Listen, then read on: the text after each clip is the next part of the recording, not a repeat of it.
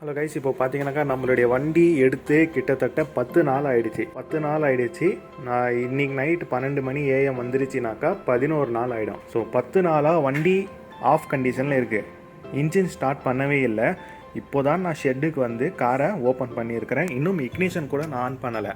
நான் என்னுடைய ஜிபிஎஸ்ஸையும் காட்டுறேன் பாருங்கள். அதில் 10Dன்னு போட்டிருக்குங்களா, அதுக்கு அர்த்தம் 10 நாள் ஆயிடுச்சு வண்டி ஐடியலில் விட்டு, அதாவது வண்டி ஆஃப் கண்டிஷனில் விட்டு 10 நாள் ஆயிடுச்சின்னு வந்து ஜிபிஎஸ் சொல்லுது. ஸோ இப்போ நம்மளுடைய வண்டியை நம்ம ஸ்டார்ட் பண்ண போகிறோம். 10 நாள் ஆயிடுச்சு. பட் இருந்தாலும் இது ஒரு பெட்ரோல் காருங்கிறதுனால நம்மளுக்கு எந்த ஒரு பிரச்சனையும் இல்லை. ஃபர்ஸ்ட் நம்ம கியரை நியூட்ரல் பண்ணிடலாம். கியரை நியூட்ரல் பண்ணியாச்சு. இப்போது பிரேக்கையும் கிளச்சையும் ப்ரெஸ் பண்ணி இன்ஜினை ஸ்டார்ட் பண்ணலாம்.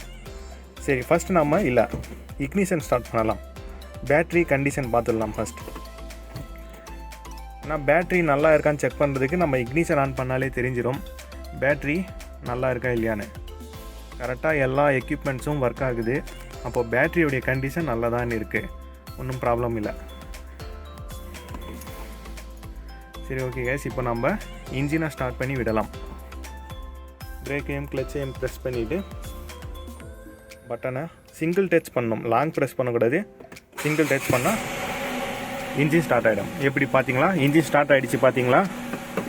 சும்மா ஒரே ப்ரெஸ் தான், சிங்கிள் ப்ரெஸ்ஸு, இன்ஜின் ஸ்டார்ட் ஆகிடுச்சு. 10 நாள் விட்ட வண்டி, ஒன்றும் ப்ராப்ளம் இல்லை. இந்த வண்டியை நான் கிட்டத்தட்ட 2 மாதம் கூட எடுக்காமல் இருந்திருக்கிறேன். அப்புறம் வந்து நான் இன்ஜினும் ஸ்டார்ட் பண்ணியிருக்கிறேன். இன்ஜின் ஸ்டார்ட் ஆகி இருக்குது. எனக்கு இந்த வண்டியில் என்ன ஒரு பிடிச்ச விஷயம்னாக்கா, 2 மாதம் 1 மாதம் நம்ம வந்து டிரைவ் பண்ணாமல் ஒரே இடத்துல நிப்பாட்டிட்டோம், அதாவது வெயில் படாத இடத்துல சொல்கிறேன், இந்த மாதிரி ஒரு நல்ல நிழலில் நிப்பாட்டிட்டோம் அப்படின்னாக்கா எந்த ஒரு பயமும் வேண்டாம். இன்ஜின் நல்லா ஸ்டார்ட் ஆகும். ஏன்னா இது டீசல் இன்ஜின் கிடையாது, இது petrol engine car, Renault driver. இப்போ பாருங்கள், தன்னைத்தானே வந்து இன்ஜின் வந்து ஹீல் பண்ணிட்டு இருக்கு. 1500 RPMல வண்டி ஓடிட்டு இருக்கு. இப்போ பாருங்கள், ஹீலிங் முடிஞ்சிருச்சு. இப்போ வெறும் 1000 RPMல ஓடிட்டு இருக்கு. ஸோ இருந்தாலும் கூட கொஞ்ச நேரம் நம்ம விடலாம், இன்ஜின் கொஞ்ச நேரம் ஐடியலில் விடலாம். ஏன்னா ரொம்ப நாளாக வண்டியை நம்ம எடுக்காத காரணத்தினால இன்ஜினுக்குள்ளே இருக்கிற அந்த இன்ஜின் ஆயில், பிரேக் ஆயில் எல்லாமே பார்த்தீங்கன்னாக்கா செட்டில் டவுன் ஆகிருக்கும், கீழே போயிருக்கும். அது எல்லாம் ப்ராப்பராக மேலே வந்து ஃப்ரிக்ஷன் இல்லாமல் செயல்படுறதுக்கு கொஞ்சம் டைம் எடுக்கும். அதுக்கு நாம கொஞ்ச நேரம் கோல்டு ஸ்டார்ட்ல வைப்போம். ஸோ இப்படி தான் கைஸ் உங்களுடைய வண்டியும் நீங்கள் ஸ்டார்ட் பண்ணணும். அவசரப்பட்டு டக்குன்னு ஸ்டார்ட் பண்ண உடனே கியரை போட்டு நம்ம வண்டியை மூவ் பண்ணிடக்கூடாது. இன்ஜினுக்கு ஹீல் ஆகிறதுக்கு கொஞ்சம் டைம் எடுக்கும். அதுக்கான டைமை நம்ம கொடுக்கணும். அண்ட் இன்ஜின் சவுண்டு பாருங்க,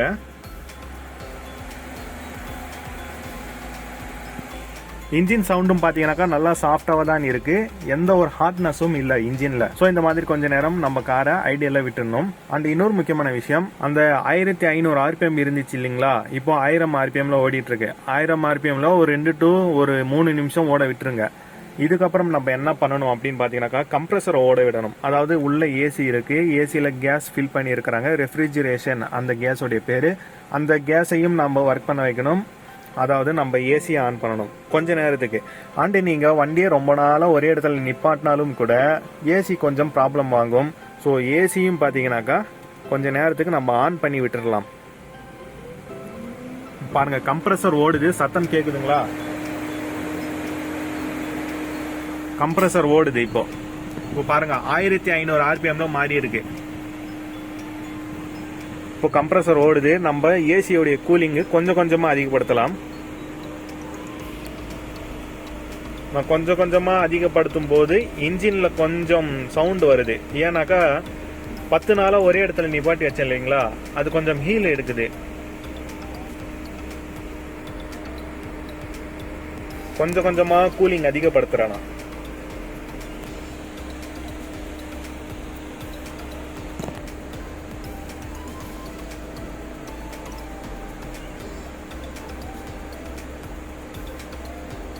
இப்போ வண்டி ஃபுல் கூலிங்கில் இருக்குது கைஸ், வண்டி ஃபுல் கூலிங்கில் இருக்குது.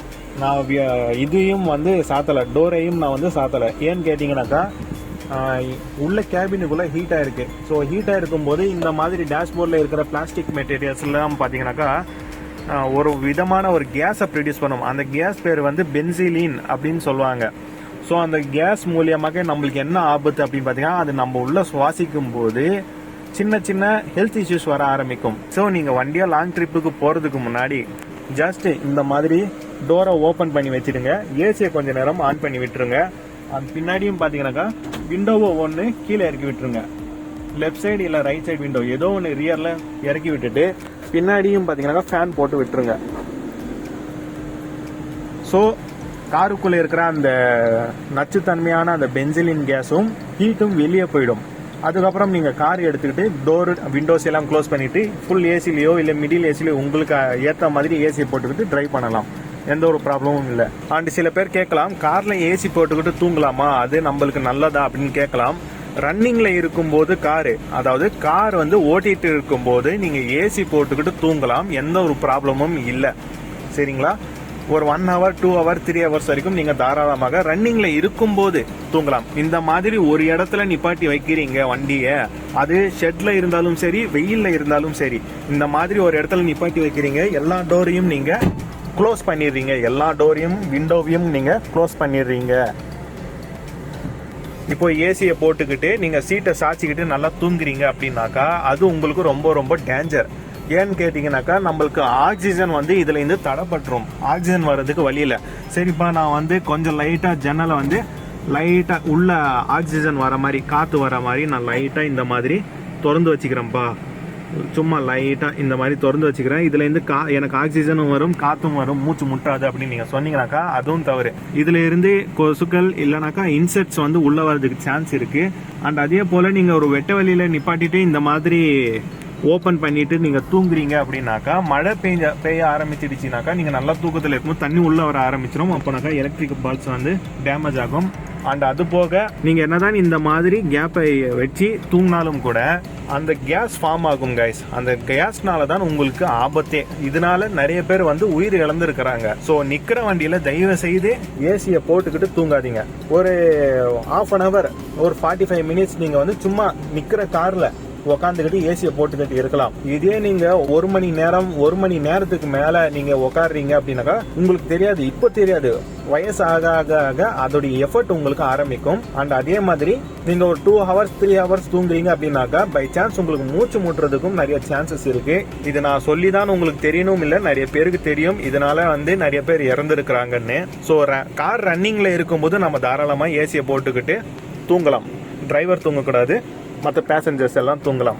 பட் நிற்கிற காரில் ஒரு 45 minutes 30 minutes மேக்ஸிமம் 1 hour நிற்கிற காரில் ஏசியை போட்டுக்கிட்டு ஜம்முன்னு உட்காரலாம். ஓகே கைஸ், நான் என்ன சொல்லிட்டு இருந்தேன்னு உங்களுக்கு கண்டிப்பாக புரிஞ்சிருக்கும்னு நான் நம்புறேன். ஓகே கைஸ், மீண்டும் அடுத்த ஒரு புதிய வீடியோவில் சந்திப்போம். Bye friends, take care.